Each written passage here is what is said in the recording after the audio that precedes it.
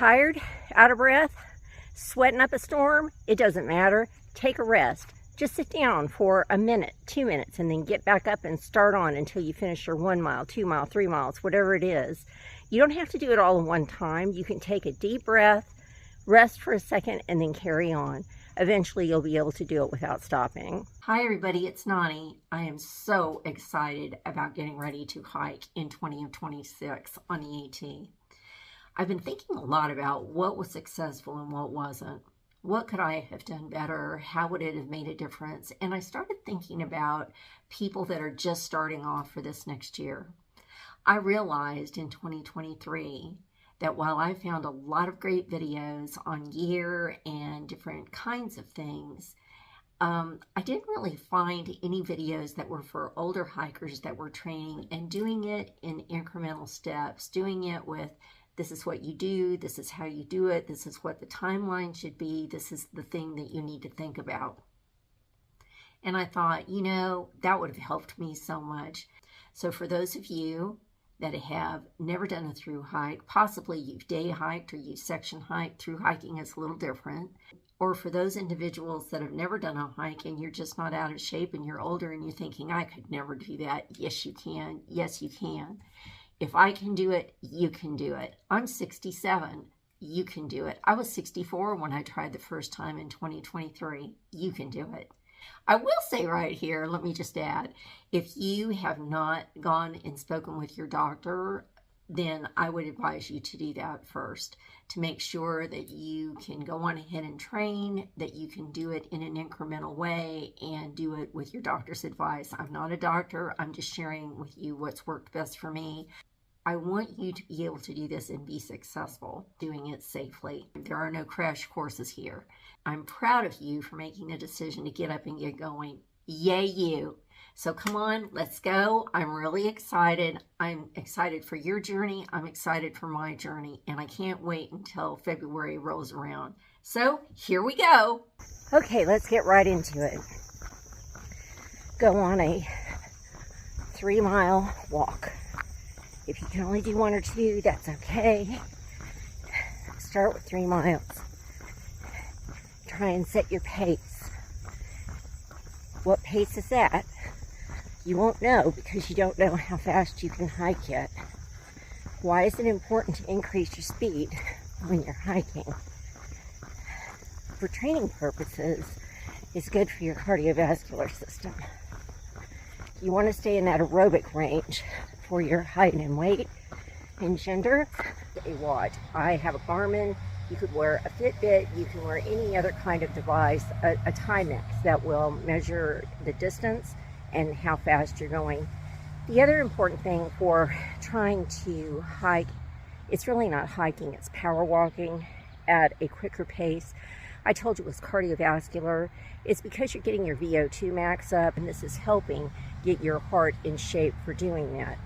I want to talk a little bit more about VO2 max. A lot of you may be wondering exactly what that is. You can look that up online or you can speak with your doctor about it. VO2 max is the maximum amount of oxygen that your body can use during intense exercise.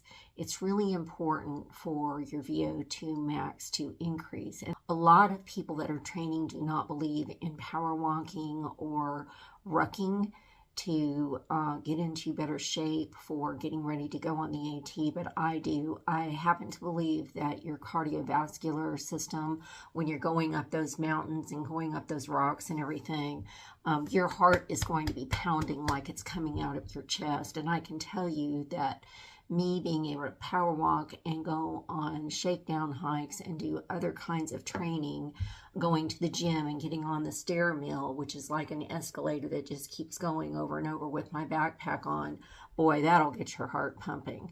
So improving your VO2 max is going to do nothing but make you more successful for being able to do what you need to do on trail. What it means is that your heart and lungs are being more efficient at getting oxygen into your muscles. And it would be good for you to look up how that's going to affect your body too. Anaerobic versus aerobic exercises, how it affects your muscle tissue, how it increases your cardiovascular health. Okay, now that you've gotten the explanation on VO2 max, let's get back to training. If you can only do 1 to 2 miles, work your way up to 3, then 4, all the way up to 8. That's going to take a series of many, many weeks. And that's okay. You'll do best if you train for at least 6 months before you go on trail, preferably a year. As you're increasing your distance, you need to increase your pace. When I hike without a pack, my speed is 14:20 to 14:50 a mile. Most of you aren't going to be able to do that, and that's absolutely okay. You're trying, that's the good thing. So I mentioned what my speed was whenever I'm hiking without a pack and how I've worked up to that 14:20, 14:50 pace. Don't let that dissuade you. I've been doing this for a long, long time. I was power walking way before I started training for to be able to go hike in 2023 on the AT. If your pace is 20 minutes a mile, 25 minutes a mile, that's fine. I'll tell you this, once I added a pack, it changed how fast I could hike. And now I'm up to 16 minutes, 16, 20. It just depends on the day and how awake I am and, what the weather is. And it will be the same for you. So if if you fluctuate in your time, don't worry about that. As long as you're doing it, that's the main thing. That's the important part, and you're doing it. And that is something you should really be proud of yourself for. You need to make sure you're training where you're slightly out of breath and can't have a conversation. That's at a 20-minute mile, that's fine, or longer. Keep increasing your speed, keep increasing your distance. Wait. Okay. If you don't have a backpack, start with a book bag. Start with a day pack. After you hit, say, 4 or 5 miles, after you've trained long enough to hit 4 or 5 miles, put a book bag or a backpack on and put a 5-pound bag of flour in it. Continue your walks with that 5 pounds. Once you feel like you've mastered that 5 pounds, add another one, 10 pounds. Don't invest in a backpack until you're sure that you can and really want to do this. One of your kids' book bags will work just fine. The only thing about training with a book bag is you don't have load lifters. I just want you to think about how much weight that is putting on your neck and your back, your spine. If you feel like it's hurting, a little bit of that may be normal because you're not used to carrying weight, but it means that if you're serious about wanting to train and you really think you're going to go on ahead and invest in a backpack with load lifters. They're right here. They pull the top of your backpack towards you where the weight is more evenly distributed on your neck, your back, your spine. It's pretty important. What you need to be considering as well is what kind of shape are you in. If you're just now trying to get into shape and you haven't exercised for a long time, your muscles are going to be sore. Don't let that stop you. Get up and do it. Training to go on the AT or any hike is physical and mental. You've got to have some grit and determination and some focus with both. You need to get that body into shape so you can do well, but your mind, let me tell you, your mind is going to tell you all kinds of things. I got laundry to do, I got to go to work,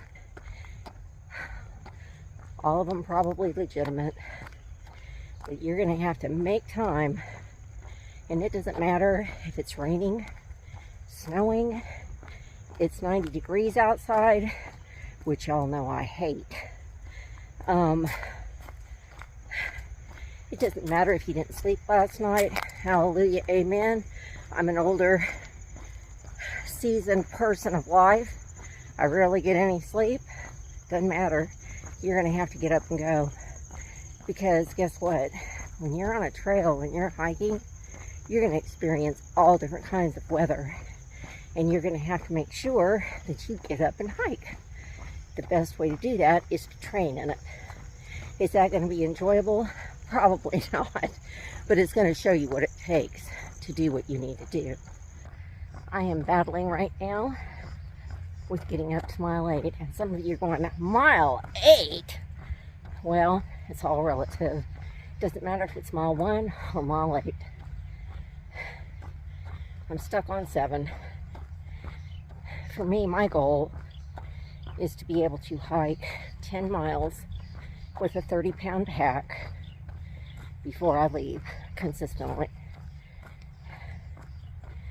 So when you're putting those 5-pound bags of flour, or whatever kind of weight, into your pack, you need to be building up to 30 pounds. The ideal weight for your pack is 25 to 27, because it's going to help you with your knees, your ankles, your back, your hips. I can't seem to get my pack down that low. You may not be either. You may do much better than me. I am not an ultralight backpacker. I do have several pieces of ultralight gear. My backpack is not one of them. And the reason why is because I experimented with numerous backpacks and I could not find anything that worked with my back without my back hurting until I got to this Osprey Aegis 58. Maybe this is an Osprey Aegis 55. 58, 55. Anyway, my back has never ever hurt while on trail. So, you're going to start hiking 1 to 3 miles. Your target goal is going to be a 20-minute mile. Slower if you have to, that's okay. It's alright. You're going to move up to 4 to 5 miles. And then you're going to move up to wearing a book bag or a backpack with 5 pounds, then 10 pounds. Once you get up to 4 or 5 miles, you're going to increase a mile. Once you master 10 pounds, you're going to move to 15 until you get to 30. You can do it. I know you can. I believe in you. If I can do it, you can do it. Come on, get up off the couch. Do what you need to do. Can you hear the lawnmowers? Let's talk about how often you need to be doing this. So minimum 3 days a week. Whatever 3 days you want to, 3 days in a row, every other day, whatever you want to do, whatever works best for your schedule. Eventually you need to work up to 5 days a week. And I would say that 2 days a week needs to be rest or doctor's appointments, you know, life in general, everything else you need to take care of. But 3 days a week minimum. Your heart needs to be in it. You've got to do it. You've just got to do it. And when your heart isn't in it, that's when your mind takes over and your mental grit kicks in. And you know, we can talk ourselves into all kinds of things. So you just have to know that you're working on a goal, you've got a mission, and to stay focused, and you'll be successful. Okay, I can hear a lot of you now. You don't understand. I weigh 300 pounds. You don't understand. I haven't worked out in 2 years. Okay, so what?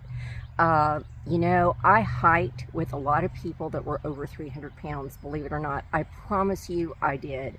And one of the gentlemen that I came to know, his name was Tim, and he was from Alabama. He was a computer programmer, and he weighed 350 pounds. And my heart hurt for him so much when I saw him hike, because he struggled going up those mountains terribly, terribly. And as slow as I hiked faster than him. And I'm not saying that with a smile on my face in a bad way. Bear with me. Eventually, he and I would catch up with each other for some reason. Either I had taken a zero or, you know, he kept hiking, whatever the reason was. And slowly but surely, I saw him after 100 pounds had come off. I could not believe it, and I was so proud of him. I just went over the moon praising him and telling him what a good job he did. I saw him a few months later, and he actually had lost 150 pounds. So he lost it really quickly, and he lost it because he changed his eating habits, and he was eating a lot. I mean, a lot. His food bag was huge, but it was full of healthier choices. And which is really hard to do on the AT, but he was determined, and he just did a terrific job. So if he can do it, you can do it. And don't let that be something, you know, that gets in your way. Every pound that you lose is 5 pounds of weight that you don't have on your knees whenever you're hiking. And so just think about it that way. Just remember that a journey of 1,000 miles begins with one small step. Just take your first step, do your first mile, do it in as long as it takes, do it without any weight on your back, and just work your way up. Eventually, you will get where you want to be. Want to learn more about backpacks? We're going to talk about that in my next video. Want to learn about your feet and shoes? I'm going to talk about that too. So come on. If you will hit that like and subscribe button, you'll help the algorithm on YouTube reach out to other people that are trying to learn as well. Right now, you know how far you need to hike. You know how you need to hike with figuring out your pace. You know you need to, at one point, get a book bag or a backpack. And you know that you need to start adding weight. I think it's terrific you've made a decision to start doing something. Yay, you. So until the next time, y'all take good care, and I'll see you in my next video.